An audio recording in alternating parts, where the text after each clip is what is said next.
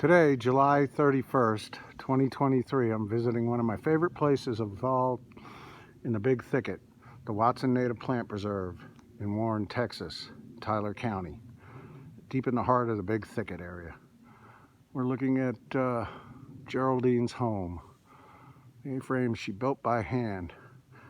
As I pan around, you will see the upland, longleaf pine savanna that many years ago, Geraldine hand planted all those.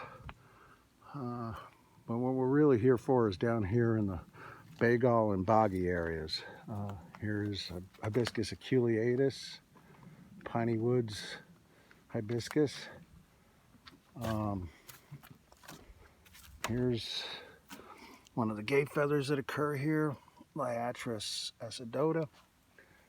Next to the Liatris pycnostatia, a Kansas gay feather, which is just starting to show some color down the trail. There are several species of milkweed. There's quite a bit of Asclepias rubra. There are a number of, there's one specimen of Asclepias obovata. But what we're looking at here is tall butterfly weed or tall orange milkweed, Asclepias lanceolata, which is only known from a few locations. Some buttonbush. The pycnostatia just starting to show some blooms and color.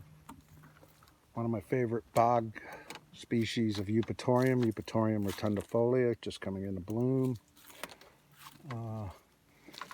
I've already seen there's, not sure what that was.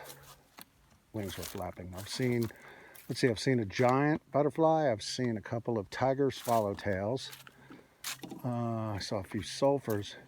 But what we're here for today, and we'll try to find a close-up, we're here for the Chapman Orchid, Plantanthera chapmanii. For many years, people thought it might be a naturally occurring hybrid between Plantanthera ciliaris and Plantanthera cristata, but I just read a new research paper that is starting to allude that it might truly be its own species and not actually a hybrid.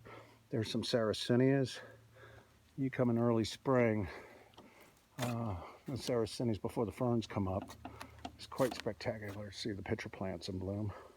Quite a nice little patch of hat pins, Rearia collen. A lot of the ferns, there's pitcher plants in through there, but most of that fern is Virginia chain fern. Here we go, let's get here's some. Let's see if we can't get a good close-up of the Plantanthera, the Chapman Orchid. So you can get a good look at those nice fuzzy lips.